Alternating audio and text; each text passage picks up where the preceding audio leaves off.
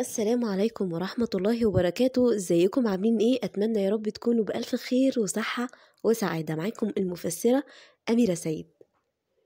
النهاردة غيرنا اسم القناة واخترنا اسم الحلم الذهبي، وده عشان يكون خفيف ولطيف زي حبايبنا اللي بيتابعونا.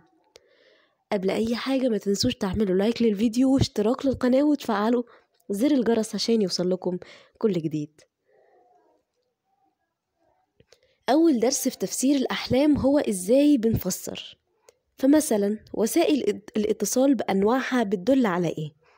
التليفون بأنواعه، وسائل التواصل زي الفيس والواتس والبريد وكمان الجوابات، كل دول استخدامهم في الحياة إنهم وسيلة اتصال بين شخصين أو أكتر.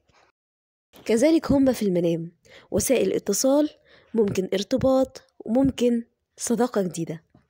منطقي جدا إنك تفسر المنام حسب الحالة اللي كان عليها الرمز، لأننا مش بنحفظ رموز، إحنا بس بنربط الرمز بالشكل اللي كان عليه في المنام، وده اللي بنسميه القرينة.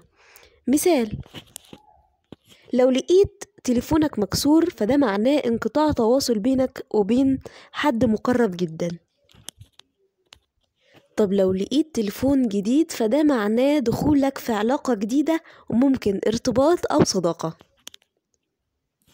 طب لو تليفونك كان بايظ وشفت انه اتصلح في المنام، ده معناه تواصل مع حد بعد انقطاع او مصالحة بين متخاصمين.